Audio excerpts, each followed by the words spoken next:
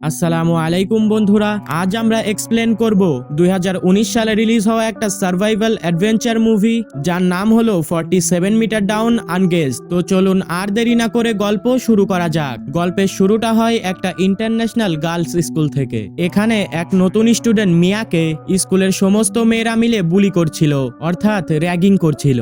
মিয়াকে ধাক্কা দিয়ে সুইমিং পুলে ফেলে দেওয়ার পর তাকে নিয়ে সবাই মজা করতে থাকে। এখানে মিয়ার সৎ বোন সাশা এই সব দেখার পরেও তাকে কোনো সাহায্য করে না। কিছুক্ষণ পরে সাশার আপন মা জেনিফার মিয়া ও সাশাকে স্কুল থেকে পিক আপ করে বাসায় নিয়ে আসে। জেনিফার মিয়ার বাবা গ্রান্ডকে বিয়ে করেছিল এবং সাশা গ্রান্ডের সৎ মেয়ে ছিল। সাশা এবং মিয়া সম্পর্কে সৎ বোন ছিল, আর এই জন্যই তাদের মধ্যে সম্পর্কটা মোটেও ভালো ছিল না। সাশা তার সৎ বাবা গ্রান্ডকে বলে স্কুলের কোনো স্টুডেন্ট মিয়াকে পছন্দ করে না, তাকে সব সময় র্যাগিং করতেই থাকে। এই নতুন স্কুলে মিয়ার অ্যাডজাস্ট হতে অনেক সময় লাগবে। মিয়ার বাবা গ্রান্ট একজন সামুদ্রিক গবেষণাকারী ছিলেন। সমুদ্রের নিচের রহস্য উদ্ঘাটন করাই ছিল তার নেশা। গ্রান্ট তার টিম মেম্বারদের নিয়ে একটা সামুদ্রিক গুহার মধ্যে গবেষণা করছিল।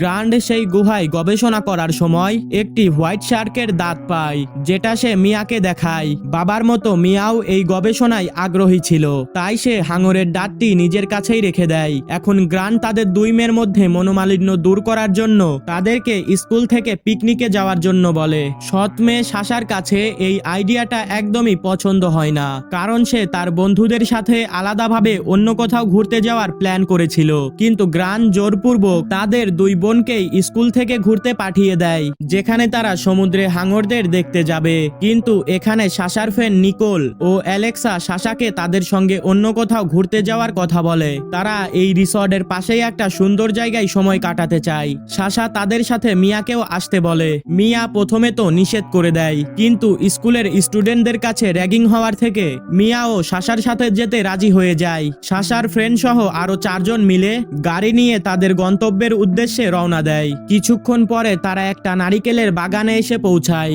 যার পাশেই খুব সুন্দর একটা লেক ছিল। এই জায়গাটি সমুদ্রের খুব কাছেই ছিল। গ্রান্ডের গবেষণা এই গুহার আশেপাশেই হচ্ছিল। এখন এই লেক দেখে সাশা ও তার ফ্রেন্ডরা খুব খুশি হয়, কিন্তু মিয়া একটু নার্ভাস ছিল। সাশার ফ্রেন্ডরা কিছু না বলেই লেকে ঝাঁপ দিয়ে দেয় এবং সাশা ও মিয়াকে ঝাঁপ দিতে বলে।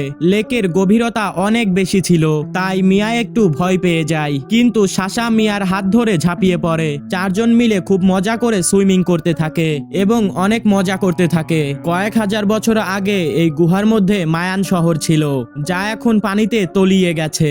তারপর থেকেই এই পুরো এলাকাটা সিল করে দেওয়া হয়েছিল। গ্রান্ট যে গবেষণা করছিল সেটা এই মায়ান সভ্যতার ওপরেই ছিল। যাই হোক, এদিকে অ্যালেক্স ও নিকোল পানির নিচে স্কুবা ডাইভিং করার জন্য সাথে করে আগে থেকেই অক্সিজেন সহ ডাইভিং এর যাবতীয় জিনিস এনে রেখেছিল। 4 জনেই ড্রাইভিং স্যুট পরে পানিতে স্কুবা ডাইভিং করতে নেমে যায়। তাদের প্ল্যান ছিল নিচে গিয়ে অ্যানিসেন্ট মায়ান সিটিকে দেখে খুব দ্রুত ফিরে আসা। সবাই মিলে তখন ধীরে ধীরে পানির অতল গভীরে যেতে থাকে। কিছুক্ষণ পরে তারা পাথরের একটি সুড়ঙ্গ দেখতে পায়, যার দৈর্ঘ্য ও প্রস্থ ছিল 1.2 মিটার থেকে 1.5 মিটার পর্যন্ত। সুড়ঙ্গটা অনেক বেশি লম্বা ছিল, কিন্তু তারপরেও তারা সেই সুড়ঙ্গ দিয়েই এগিয়ে যেতে থাকে। কিছুক্ষণ পরে সুড়ঙ্গ পার হয়ে এসে তারা সেই মায়ান শহরকে দেখতে পায়, যেখানে অনেকগুলো মূর্তি ছিল এবং মায়ান শহরের অনেক আত্মত্যাগের স্মৃতি সেখানে সাজানো ছিল। সবাই মিলে এই সমস্ত কিছু নিজের চোখে দেখতে পেরে অনেক খুশি হয়। তারা কখনো কল্পনাও করতে পারেনি এত সহজেই তারা মায়ান শহরকে দেখতে পেয়ে যাবে। হঠাৎ নিকল লক্ষ্য করে সেখানে একটি মেক্সিকান টেড্রাফিশ সাঁতার কাটছে। মাছটির কোনো চোখ ছিল না, আর এসব মাছ সমুদ্রের ধারে এসব গুহাতেই শুধু দেখতে পাওয়া যায়। এই মাছগুলোর জন্মগতভাবেই কোনো চোখ থাকে না এবং এরা লম্বায় 12 সেন্টিমিটার পর্যন্ত হয়ে থাকে, কিন্তু এই মাছটি লম্বায় বেশ বড় ছিল।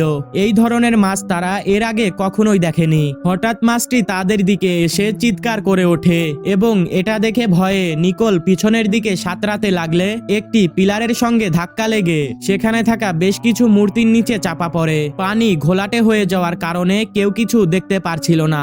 সবাই এদিক ওদিক সাঁতরাতে লাগলে হঠাৎ বেন নামের একজন লোকের সাথে মিয়া ও আলেক্সার দেখা হয়। বেন গ্রান্ডের অ্যাসিস্ট্যান্ট ছিল এবং পাশেই একটি গুহায় তারা তাদের রিসার্চ করছিল। এই লেকটাও তাদের এরিয়ার মধ্যে পড়ে যাওয়ার কারণে বেন পাশের গুহা থেকে একটি সুড়ঙ্গ দিয়ে এই গুহায় চলে এসেছে। বেন বেন তাদেরকে দেখে বেশ খুশি হয়। সে ভাবতেও পারেনি এভাবে তাদের সঙ্গে দেখা হয়ে যাবে। বেন কিছু বলার আগেই হঠাৎ একটা ভয়ঙ্কর শার্ক বেনের উপরে হামলা করে দেয়। এটা দেখে মিয়া ও অ্যালেক্সা শক হয়ে যায়। ভয়ে তারা পালিয়ে তৎক্ষণাৎ মিয়া ও সাশাকে খুঁজতে শুরু করে।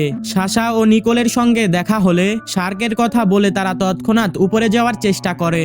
যে সুড়ঙ্গ দিয়ে তারা এখানে এসেছিল ওই একই সুড়ঙ্গ ফলো করে তারা সামনে এগিয়ে যেতে শুরু করে। কিন্তু এইবার সেই শার্ক তাদের পিছু নেয়। কিন্তু শার্কের তুলনায় সুড়ঙ্গটা অনেক ছোট হওয়ায় শার্কটি ভেতরে ঢুকতে পারছিল না।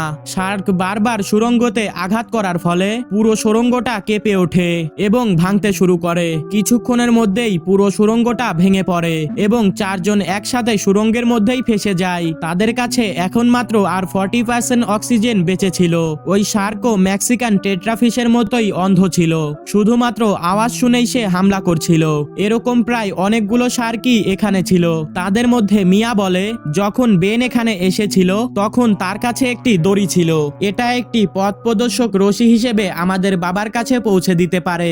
এরপর চারজন মিলে বেনের রশিটাকে খুঁজে বের করে এবং সেই রাস্তায় সাঁতরাতে শুরু করে। কিছু দূর যাবার পরে তারা লক্ষ্য করে সামনের দড়ির বাকি অংশটুকু ছিঁড়ে গেছে।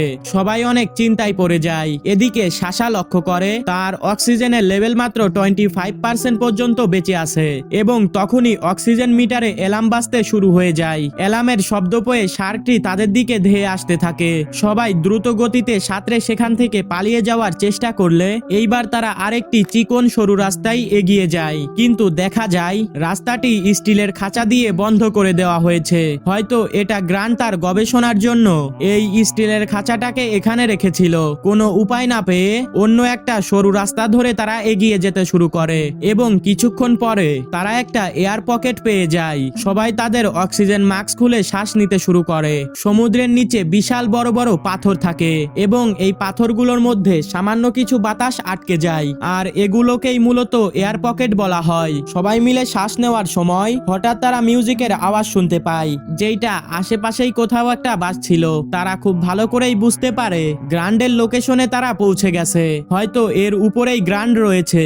তাদের মতে মিয়া বাকি সবাইকে সেখানেই থাকতে বলে এবং নিজে সেই মিউজিকের আওয়াজকে ফলো করে এগিয়ে যেতে শুরু করে।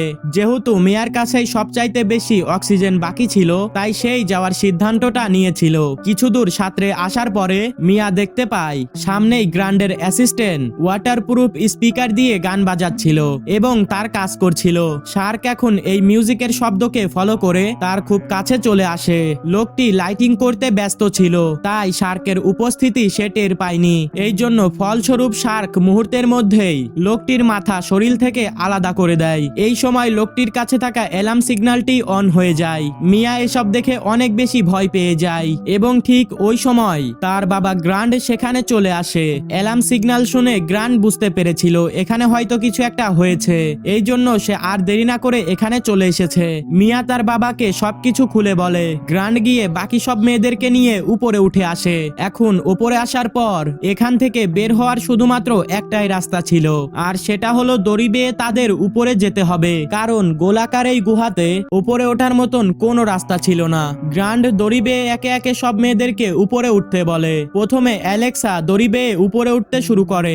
দড়ি বেয়ে কিছু দূর ওঠার পরেই তখনই দুইটা শার্ক তাদেরকে ঘিরে ফেলে। এটা দেখে আতঙ্কে নিকোলও দড়ি বেয়ে উপরে উঠতে শুরু করে। কিন্তু এখানে একটা সমস্যা ছিল, দড়িটা শুধুমাত্র একজন মানুষের ভর সহ্য করতে পারবে। কিন্তু নিকোল যখন দড়িটাতে ওঠার চেষ্টা করে তখনই উপর থেকে দড়িটা ছিঁড়ে যায় এবং নিকোল পানিতে পড়ে অনেক গভীরে চলে যায়। শার্কটি সাথে সাথেই নিকোলকে খেয়ে ফেলে। এদিকে দড়ি ছিঁড়ে যাওয়ার কারণে উপরে যাওয়ার আর কোনো রাস্তা ছিল না। অন্যদিকে শার্ক যে কোনো মুহূর্তে তাদের উপরে হামলা করে দিতে পারে। অ্যালেক্সা আতঙ্কে তার হাতে থাকা অ্যালার্ম বাটনটি অন করে দেয়। গ্রান্ড লক্ষ্য করে অ্যালার্মের শব্দ পেয়ে শার্কগুলো তার কাছে আসছে না। তখন গ্রান্ড একটি প্ল্যান করে। সে বলে এই গুহাটা সমুদ্রের কাছেই রয়েছে।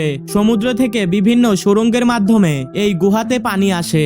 আমাদের শুধু সেই সুড়ঙ্গ দিয়ে সমুদ্রের দিকে এগিয়ে যেতে হবে। গ্রান্ডের কথা শুনে সবাই অনেক ভয় পেয়ে যায়, কারণ এটা অনেক বিপজ্জনক ছিল। কিন্তু এটা ছাড়া তাদের হাতে দ্বিতীয় কোনো রাস্তা ছিল না। সবাই রাজি হয়ে পানির গভীরে যাওয়ার প্রস্তুতি নিতে থাকে। কিন্তু তখনই একটি শার্ক এসে গ্রান্ডকে নিয়ে চলে যায়। মিয়া এটা দেখে অনেক বেশি কষ্ট পায় এবং কান্না করতে শুরু করে। কিন্তু তাদের তাদের কাছে আর কোনো রাস্তা ছিল না।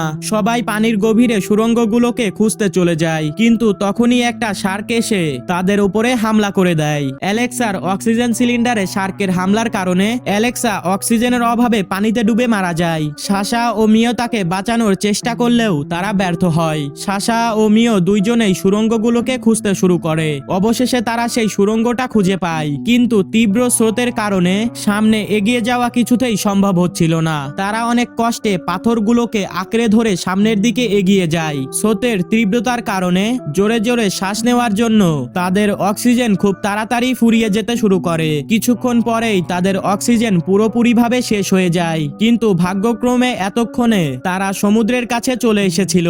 সাশা ও মিয়া অক্সিজেন সিলিন্ডার খুলে সাঁতরে খোলা সমুদ্রে চলে আসে। কিছুটা দূরেই সমুদ্রে একটি বোট ভাসছিল, এবং এই বোট সেই বোট ছিল যেখানে চড়ে মিয়া এবং সাশার শার্ক দেখার কথা ছিল। অর্থাৎ স্কুলের সমস্ত স্টুডেন্টদের শার্ক দেখানোর জন্য এই বোটটি আনা হয়েছিল। বোটে শার্কদের দেখার জন্য একটি গ্লাস দিয়ে রুম তৈরি করা ছিল, যেখান থেকে সহজেই শার্কদের দেখা যেত। বোটে অনেক জোরে জোরে মিউজিক বাজছিল, তাই মিয়া এবং সাশার চিৎকারের আওয়াজ বোটের কেউ শুনতে পারছিল না।